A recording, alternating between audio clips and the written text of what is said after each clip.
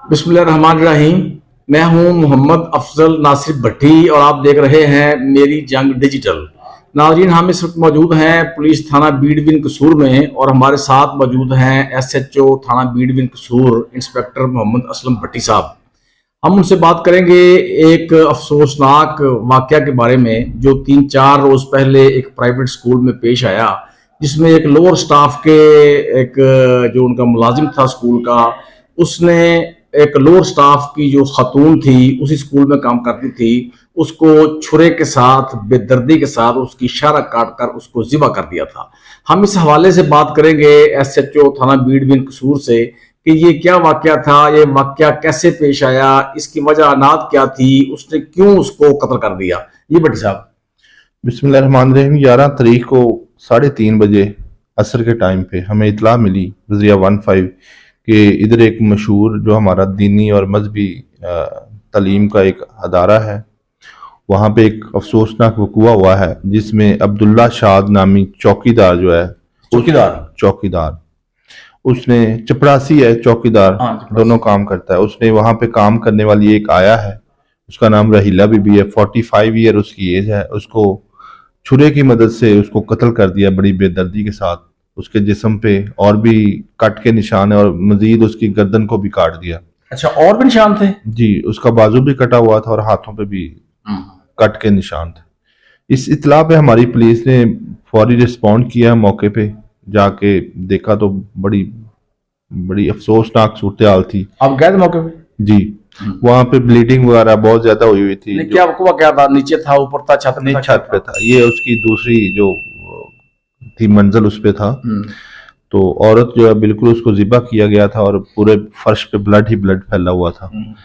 تو مزید ہم نے ادھر سی سی ٹی وی کیمرے بھی چیک کیے، جو ادھر موجود لوگ تھے ان سے بھی چیک کیا تو معلوم ہوا کہ جو یہ عبداللہ شاد نامی بندہ تھا اس نے اس عورت کو ذبح کیا اور چھری سمیت موقع سے فرار ہو گیا. تو اس پہ ہم نے فوراً کارروائی کا آغاز کیا. اس میں ہم نے موقع پہ P F S A crime scene unit جو بھی ہمارے ٹیکنیکل اسسٹنٹس ہوتی ہے ان کو کال کیا. اس کے بعد ہم نے ملزم کی تلاش کی، مقدمہ درج کیا، پوسٹ مارٹم ہوا.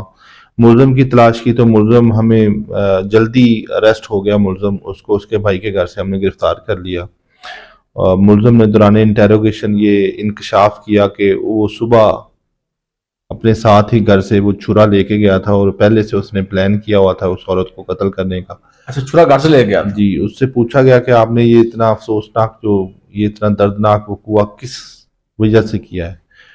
تو وہ بتانا اس کا، بس ہم نے اس کو تھورلی انویسٹیگیٹ کیا تو اس نے بتایا کہ میں اس عورت کو پسند کرتا تھا، میں اس سے شادی کرنا چاہتا تھا. حالانکہ اس بندے کی پہلے بھی 2 شادیاں ہیں، بچے بھی ہیں، عورت بھی بیوہ تھی. وہ جو ملزم ہے، ہاں، اس کی پہلے 2 شادیاں، ایک عورت اس کی بیوی فوت ہو گئی تھی، ابھی 1 مہینہ پہلے اس نے دوسری شادی کی ہے.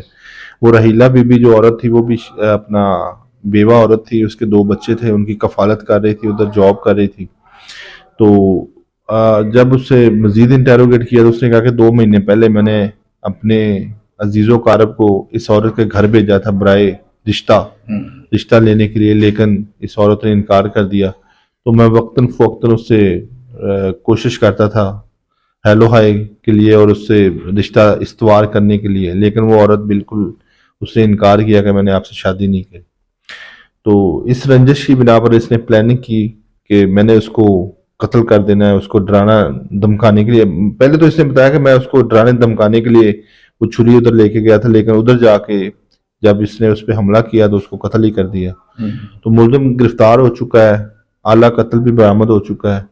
اس میں ہم انشاءاللہ اس کو کیفر کردار تک پہنچائیں گے، اس کے خلاف مضبوط چلان بنا کے کورٹ میں بھیجیں گے اور اس کو عدالت کی مدد سے سزا دلوائیں گے. کیا آپ سمجھتے ہیں کہ جو سکول ہے جہاں پہ یہ جاب کرتے تھے دونوں، کیا انتظامیہ کا کوئی فالٹ ہے یا نیگلیجنس ہے اس میں انتظامیہ کو اپنے جو ملازمان ہیں ان کے ساتھ لائزوننگ میں رہنا چاہیے، ان کے ساتھ ویکلی میٹنگ کرنی چاہیے، ان کے جو معاملات ہیں ان کو مانیٹر کرنا چاہیے، کیمرہ جات وغیرہ ان کی مدد سے بھی، اور ویسے بھی ان سے پوچھنا ہے، خاص کر کے جو فیمیل سٹاف ہے ان سے لائزوننگ رکھنی چاہیے کہ ان کو کوئی بندہ تنگ تو نہیں کر رہا ہے یا پھر وہ ان کو ہراسمنٹ کا کوئی ایشو تو نہیں ہے.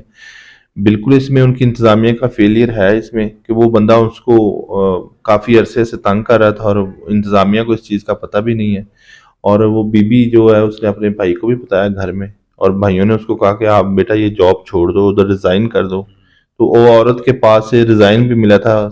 یہ بات بھی سننے میں آئی ہے, بلکہ اس کے بھائیوں نے بتائی ہے کہ وہ دن شاید اس کی جاب کا ادھر آخری دن تھا. اچھا, اس ہاں دن جی, وہ ریزائن کرنے کے لیے ادھر گئی تھی اور اس نے آئندہ جاب کنٹینیو رکھنی تھی, لیکن انفارچونیٹلی اس بیچاری کو قتل کر دیا گیا بڑی بے دردی کے ساتھ, اور اس کی جاب کا وہ بالکل آخری دن ہی ثابت ہوا. لیکن یہ بڑا افسوسناک واقعہ ہے, اور اس میں یہ اس ملزم کا کردار انتہائی دردناک اور شرمناک ہے. اس کو سخت سے سخت سزا کے لیے ہم انشاءاللہ پوری کوشش کریں گے.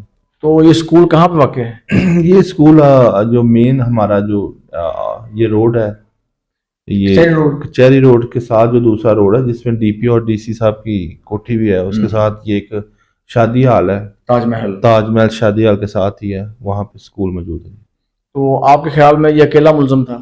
جی, یہ اکیلا ملزم تھا. اس میں ہمارے پاس سی سی ٹی وی ویڈیو بھی موجود ہے, اور تمام جو سرکمسٹینشیل ایویڈنس ہے وہ اس تمام سے یہ ثابت ہوا ہے یہ اکیلا ملزم تھا. اور جہاں پہ بڑی صاحب وقوع ہوا ہے, جہاں پہ چھت پہ وقوع ہوا ہے, اس کی سی سی ٹی وی فوٹیج آئی آپ کے پاس؟ نہیں, وقوع کی وہاں کی اندر کی سی سی ٹی وی فوٹیج نہیں ہے, لیکن جب یہ وقوع کر کے وہاں سے سیڑھیوں کی مدد سے بھاگ رہا تھا اس کی ہمارے پاس فوٹیج آ گئی ہے, اور اس میں اس کے ہاتھ میں وہ خون آلود چھرا بھی تھا اور وہ لے کے یہ بھاگ رہا تھا. اچھا, اور جب یہ دونوں گئے ہیں چھت پہ یا وہاں پہ آمنا سامنا ان کا ہوا ہے, اس کی فوٹیج ہے نیچے سے اوپر جانے کی یا آنے کی؟ نہیں, اصل میں ملزم نے خود ہی انکشاف جرم کر لیا ہے, وہ اپنا وقوع بالکل مان رہا ہے, تو اس میں کسی قسم کا کوئی ابہام نہیں ہے. مزید ابھی تفتیش جاری ہے, شواہد جو ہم مزید اکٹھے کر رہے ہیں, تو وہ دوسرے کیمرہ جات بھی ہم چیک کر رہے ہیں, اس میں بھی شاید ہمیں کوئی ثبوت مزید مل جائیں گے.